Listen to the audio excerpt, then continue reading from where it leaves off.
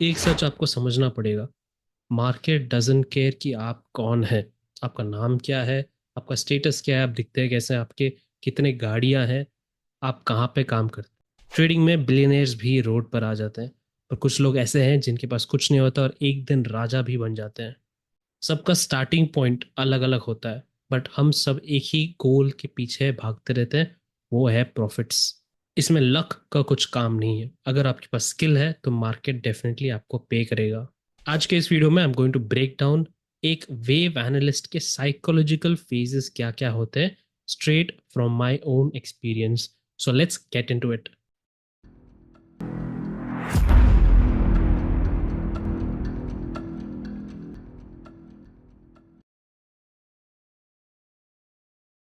शुरुआत में हर retail trader के दिमाग में केओस होता है, अफरा तफरी बोलिए या व्यवस्था बोल लीजिए। बट पॉइंट यह है कि फर्स्ट डे पर सबको एक ऐसी स्ट्रेटजी चाहिए होती है, जब आप 1 रुपए डालेंगे तो आपका 10 गुना पैसा वापस आएगा। अगले दिन वही बंदा जाके स्ट्रेटजी ढूंढता है कि स्टेबल, कंसिस्टेंट, रेगुलर इनकम की स्ट्रेटजीज कैसे बनाया जाए, कैसे ढूंढा जाए। जैसे जैसे और बढ़ता है ये ट्रेडर, उसको समझ में आता है कि इंट्राडे और स्विंग ट्रेडिंग अलग अलग होता है।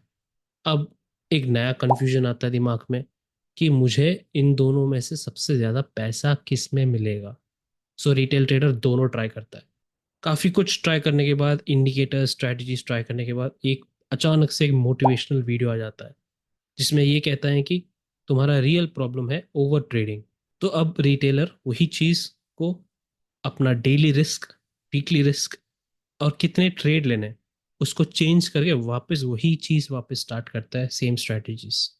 काफी सारे रिटेलर्स को इसकी जानकारी नहीं है, बट ट्रेडिंग साइकोलॉजी और डिसिप्लिन तभी काम आएगा जब आपके पास एक वर्किंग सिस्टम ऑलरेडी है। सीमेंट की जैसा है। सीमेंट घरों की दीवारों के बीच में है, हमारे ब्रिक्स के बीच में है। तो ये ब्रिक्स क्या हो गया, हमारे ट्रेडिंग सिस्टम हो गया। इन सबको, ब्रिक्स को एक साथ जोड़ने के लिए हम क्या करते हैं, सीमेंट डालते हैं। वही चीज सिस्टम और हमारी लाइफ को जोड़ने के लिए हम डिसिप्लिन और साइकोलॉजी का काम करते हैं। बट ये तभी आएगा जब आपके पास ऑलरेडी सिस्टम हो। ये पूरा साइकिल वापस से स्टार्ट होता है, यही कंफ्यूजन वापस स्टार्ट होता है। आखिर में आके सारे ट्रेडर्स, रिटेल वाले एक ही चीज बोलते हैं कि मैं हमेशा सही हूँ, बड़े हाथ के खिलाड़ी आके मेरा स्टॉप लॉस हंट कर रहे हैं।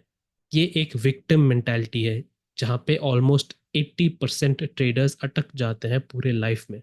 कुछ 20% ट्रेडर्स अब अलग स्टेज पे चले जाते हैं, एक स्टेज जहाँ पे वो लोग अपना बेसिक्स छोड़कर एलियट वेव थ्योरी तक चले जाते हैं। Now this part is very important because Elliott wave theory is the highest form of price action के ऑलमोस्ट 100 ईयर्स तक काम कर चुका है। अब जाके ये ट्रेडर्स को रियलाइज हो रहा है कि क्यों यहाँ पे काम कर रहा है। अब जब एलियट वेव का मास्टर कोर्स पढ़ लिया है, आप चार्ट जब खोलते हो, कुछ बदलता है यहाँ पर। आपको नो लॉन्गर ये हेड एंड शोल्डर्स, ये कैंडलस्टिक पैटर्न्स, डोजी पैटर्न्स कुछ नजर नहीं आते, सिर्फ और सिर्फ वेव स्ट्रक्चर दिखता है। आप ये आइडेंटिफाई कर सकते हैं वेव स्ट्रक्चर। आपके अंदर वो कॉन्फिडेंस धीरे धीरे आता है कि आप मार्केट का सेंटीमेंट सही पकड़ पा रहे हो। यहाँ पर आपको कुछ चीजें दिखती हैं जो बाकी पब्लिक को नहीं दिख रहा है। पर यहाँ पे एक स्ट्रगल है। आपको क्या चाहिए, आपको टाइमिंग चाहिए। आपको ये जानना है कि अगला वेव कहाँ से स्टार्ट होगा और कब।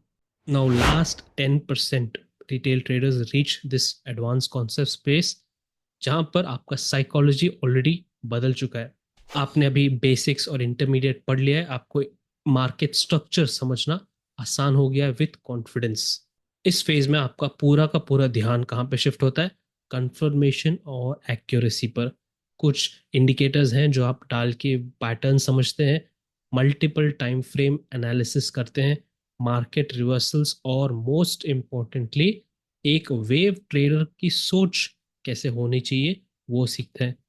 राइट नाउ आपकी एक्यूरेसी थोड़ा ज़्यादा बढ़ चुकी है एज एन एनालिस्ट।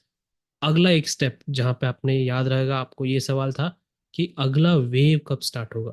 ये वाला सवाल का जवाब आपको वन सेटअप फॉर लाइफ के मॉडल में मिल गया। ये चार्ट देखिएगा। इस चार्ट में आप देख सकते हैं कि काफ़ी सारे टाइम जोन है। आपको बस ये पता करना है कि इस टाइम जोन पर मार्केट का स्ट्रक्चर क्या है, पैटर्न बन रहा है कि नहीं।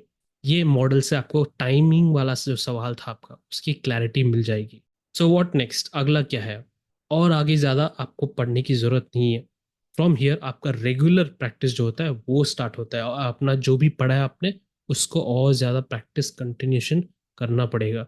आप डेफिनेटली फ्री हो, इसके ऊपर आप हार्मोनिक पैटर्न्स डाल सकते हो, स्मार्ट मनी कॉन्सेप्ट्स डाल सकते हो, ज्ञान की टेक्निक्स डाल सकते हो, एस्ट्रोलॉजी, जियोग्राफी, जो भी डालना है आप डाल सकते हो।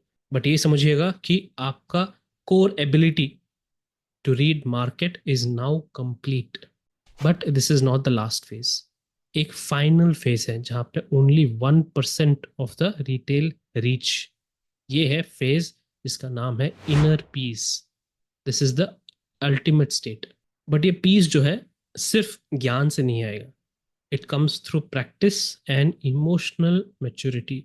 आप इमोशंस को कैसे हैंडल करते हैं, उसके बाद अपने आप को कैसे समझते हैं मार्केट के साथ।